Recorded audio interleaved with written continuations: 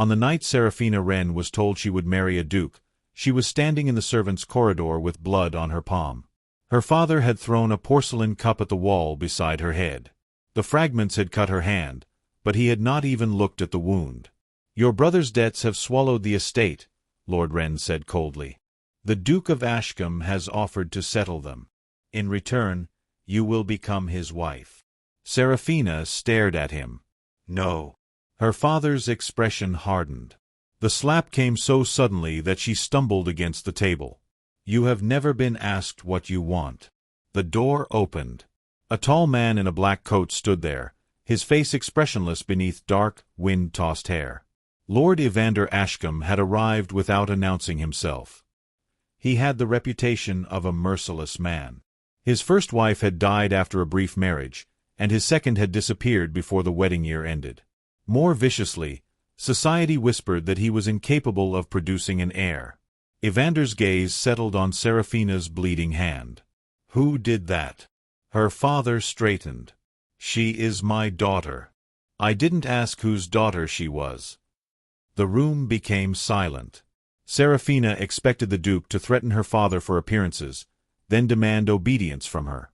Instead, Evander removed a clean handkerchief from his pocket and held it toward her. "Wrap your hand." She hesitated before taking it. His voice softened. "Your marriage will not give anyone permission to hurt you." It was an unexpected kindness, and somehow that frightened her more than cruelty would have. 6 days later, she became the Duchess of Ashcombe. The ceremony was magnificent, but Seraphina felt as though she were being buried alive. Evander did not kiss her at the altar. That evening, he led her to a private suite and stopped outside the door. "You will have your own rooms," he said. "No servant will enter without permission. No one in this house will force you to perform a wife's duties." Seraphina studied him suspiciously. "Why?" His jaw tightened. "Because I know what it is like to have your life decided by people who believe they own you." For the first time, she noticed the scar running from beneath his collar toward his shoulder. Before she could ask about it, he walked away. Days became weeks. Seraphina slowly discovered that the terrifying Duke was nothing like the man society described. He punished servants who mistreated the poor but quietly rewarded those who showed compassion. He paid medical expenses for tenants who could not afford physicians. He visited the village orphanage without wearing his ducal insignia so the children would not fear him. Yet he remained distant from her. At dinner, they spoke politely. At night, they lived as strangers beneath the same roof. Then Seraphina noticed something peculiar. Every month, a physician arrived secretly at Ashcombe Castle. He always entered through the servants' gate. He always left before dawn. One evening, Seraphina followed him. She stopped outside Evander's study and heard the physician speaking. "There is still no improvement, Your Grace." "And the possibility of children?" A pause. "Almost none." Seraphina's breath caught. The rumor was true. Her husband truly believed he could never father a child. She quietly turned away. But that same night, she collapsed beside the fireplace. Evander found her unconscious. He carried her upstairs himself, shouting for the physician. When Seraphina opened her eyes hours later, she found Evander sitting beside her bed. His usually controlled face was pale. "You frightened me." She blinked. "You were worried?" He looked away. "I thought I was going to lose you." Her heart gave an unfamiliar, painful flutter. Before she could answer, the physician entered. He examined her, then slowly looked at Evander. "Your Grace." The man's expression had changed. "There is something you should know." Evander stood. "What?" The physician looked toward Seraphina. "She isn't suffering from an ordinary illness." Silence filled the chamber. Then he whispered the words that would change everything. "Your wife is carrying a child." Evander went completely still. Seraphina stared at him.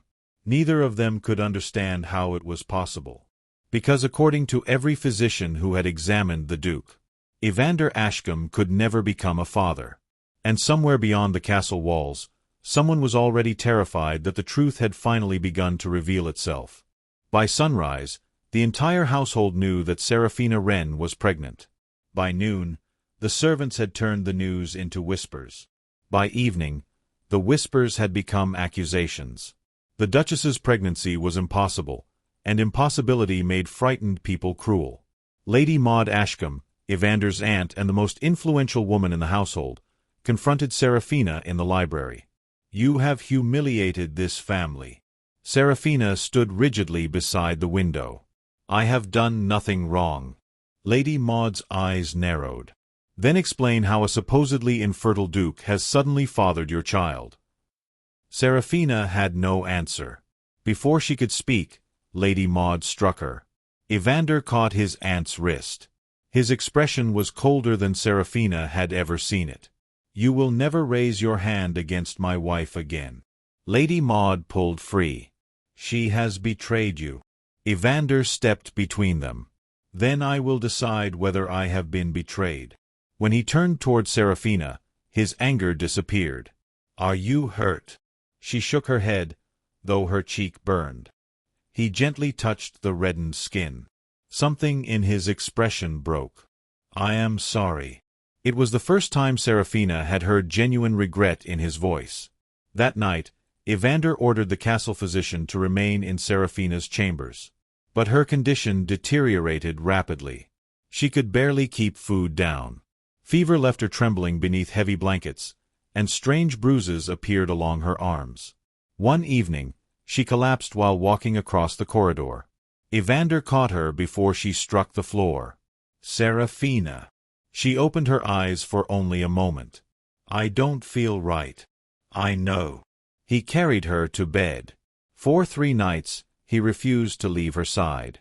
He changed the cloth against her forehead, held cups of water to her lips, and sat awake whenever nightmares disturbed her sleep. On the 4th morning, Seraphina woke to find his hand still wrapped around hers. "You stayed." Evander looked exhausted. "I couldn't leave." "Because of the child?" His eyes met hers. "No." The answer startled her. "Then why?" He hesitated. "Because the thought of losing you became unbearable." Seraphina's heart tightened. Before she could respond, the physician entered. He looked frightened. "Your Grace, I examined the Duchess's medicine." Evander rose. "And there is poison in it." The room went silent. Seraphina stared at the cup on the bedside table. "How long?" The physician swallowed. "Long enough to explain her illness. Someone has been giving her small doses for weeks." Evander's face became terrifyingly calm. "Who?" "We don't know." That afternoon, every servant was questioned. A frightened maid finally admitted that someone had ordered her to replace Seraphina's tea each morning. Before she could reveal the name, an arrow shattered the window. The maid collapsed. Evander rushed to the window, but the assassin had vanished into the gardens. Seraphina understood then that the pregnancy had not merely caused gossip. It had frightened someone powerful enough to kill for silence. That evening, while Evander searched the castle for evidence, Seraphina returned to the chapel. She remembered something strange she had noticed during her first week at Ashcombe, a loose stone beneath the altar. She lifted it. Behind it lay a narrow wooden box. Inside was a journal. The handwriting belonged to Evander's first wife. Seraphina read the final pages with trembling fingers. The woman had written about physicians who secretly altered Evander's medical records. She had discovered that his supposed infertility might have been deliberately fabricated.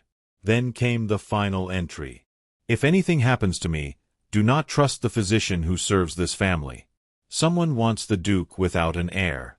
Seraphina's blood turned cold. The physician who had just discovered her poisoning was the same physician named in the journal. She rushed from the chapel. Too late. A scream echoed through the castle. Then another. The front gates had been opened. Armed men poured into the courtyard. Evander appeared at the end of the corridor, sword drawn. His eyes met Seraphina's. "Stay behind me."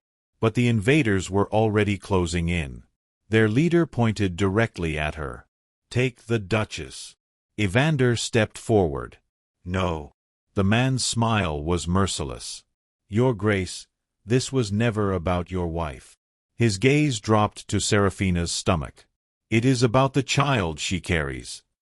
Then the castle doors slammed shut. And somewhere in the chaos, Seraphina realized the terrifying truth. Someone had known about her pregnancy before anyone else. Someone inside Ashcombe Castle had betrayed them. The castle erupted into violence. Seraphina barely had time to step backward before armed men stormed through the corridor. Evander moved in front of her, his sword flashing beneath the candlelight. "Run to the chapel," he ordered. "I won't leave you. You will if you trust me." A soldier lunged. Evander parried the blow and drove him against the wall. Another attacker came from behind, but Seraphina seized a heavy candlestick and struck his wrist. The man dropped his weapon. Evander looked at her in disbelief. "You were supposed to run." "I changed my mind." For one fleeting second, despite the danger, his mouth curved into a smile. Then an arrow struck his shoulder. He staggered. "Evander!" Seraphina caught him before he fell. Blood spread across his coat. The attackers closed in. Evander pushed himself upright. "Take her." Two men grabbed Seraphina. She fought desperately, but one pressed a blade against her throat. "Drop the sword, Your Grace." Evander obeyed. The sight of him surrendering terrified her more than the sword. The men dragged Seraphina through the servants' passage while Evander was forced to his knees. "Don't touch her." His voice thundered through the hall. Seraphina looked back. Their eyes met. There was fear in his face now. Not for himself. For her. She was taken beyond the castle before dawn and transported to an abandoned abbey deep in the northern woods. Her captor was a man named Corvin Rusk, a former military officer who had once served Evander's uncle. He expected a frightened duchess. Instead, Seraphina spent the first hour studying everything around her. 3 guards. 1 locked door. A cracked window. A rusted fireplace poker. And Corvin's nervous habit of touching the ring on his right hand whenever someone mentioned the Duke. She waited until the guards relaxed. Then she asked him, "Who ordered this?" Corvin laughed. "You think knowing will help you?" "It might help me understand why a supposedly infertile duke is worth killing over." His expression changed. That was enough. Seraphina had struck the truth. "You don't know, do you?" she continued. "You were only told to bring me here." Corvin grabbed her arm. "Enough." She noticed the hesitation in his eyes. He was not loyal. He was afraid. Back at Ashcombe, Evander woke beneath the care of the physician he had trusted for years. The physician told him Seraphina had been taken north. Then he made a fatal mistake. He mentioned Blackthorn Abbey before Evander had told him where she had been taken. Evander stared at him. "How did you know?" The physician went pale. Within minutes, the truth began unraveling. The physician had altered Evander's medical records years earlier under orders from Lord Hadrian Ashcombe, Evander's uncle. Hadrian wanted the dukedom and believed an heir would make Evander impossible to remove. But there was more. Evander's first wife had discovered the deception. She had been poisoned before she could expose it. Now Seraphina was carrying the proof Hadrian had spent years trying to prevent. Evander pulled the physician close. "Where is she?" The man finally confessed. "Blackthorn Abbey." Evander mounted his horse before sunrise. He rode through the storm with only 2 loyal guards. At the abbey, Seraphina had already escaped her room. She had convinced Corvin that Hadrian would kill him once the Duke was dead. He unlocked her door. "You have 5 minutes." Seraphina looked at him. "Come with me." Corvin shook his head. "I have done terrible things." "Then do one good thing before you die." His expression softened.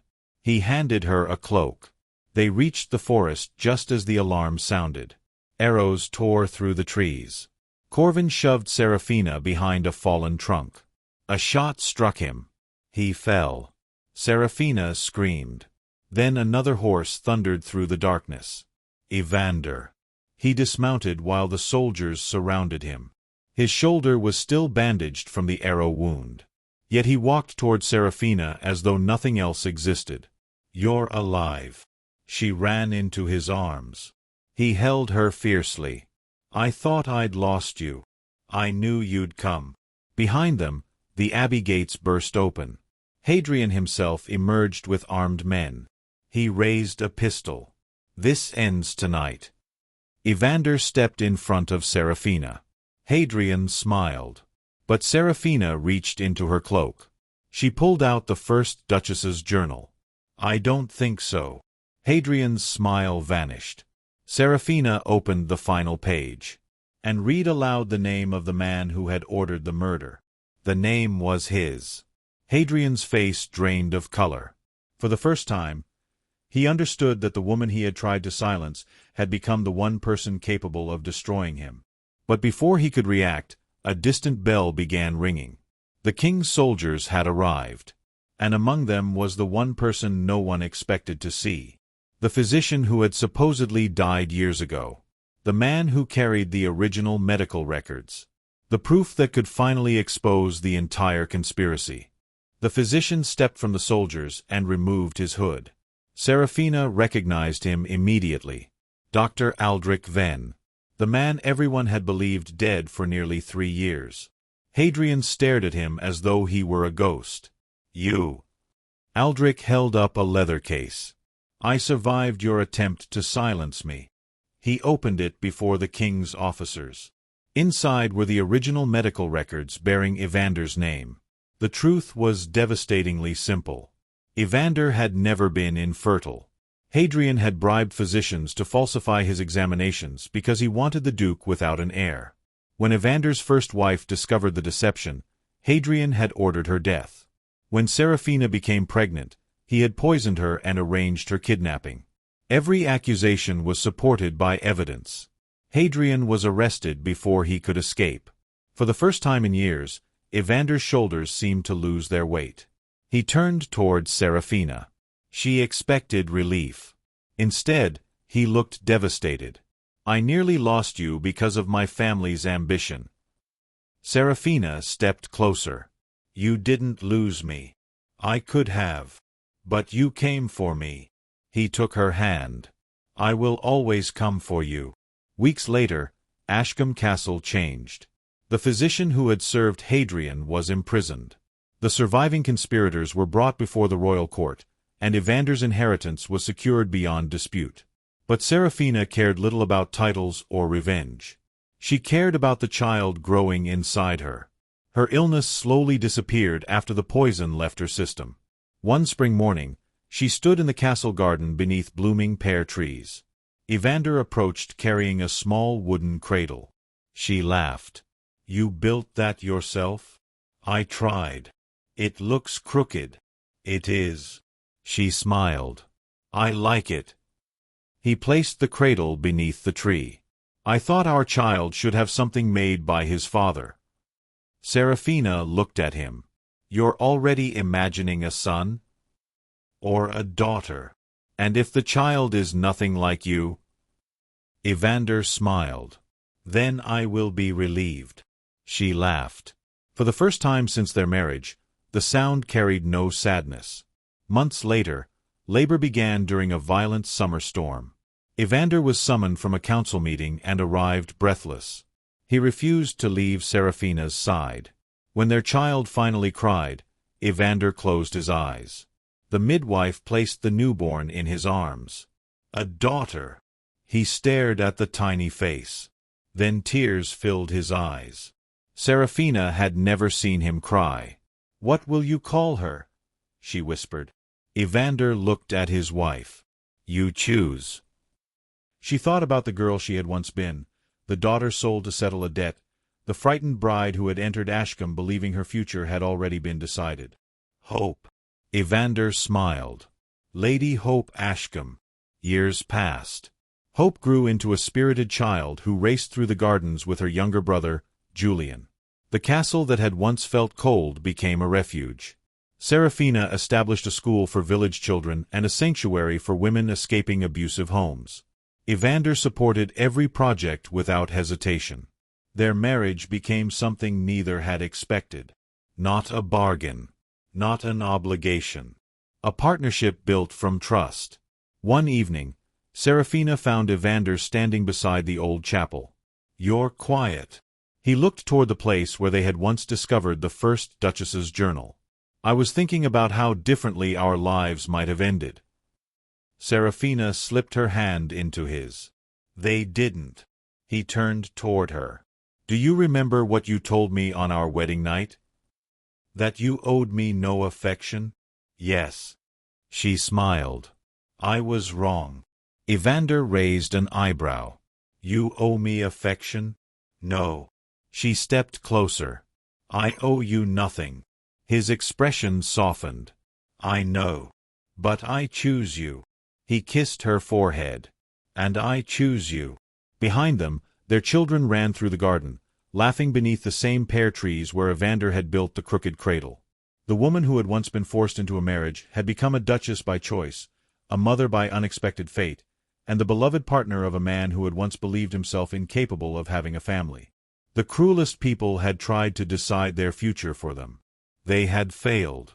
Because the marriage that began as a transaction became a love story neither power, betrayal, nor death could take away. And when Seraphina looked across the garden at her husband and children, she understood the greatest surprise of all. The life she had once feared had become the life she would never willingly trade. For the first time, she was not living the future someone else had chosen. She was living the one she had chosen herself.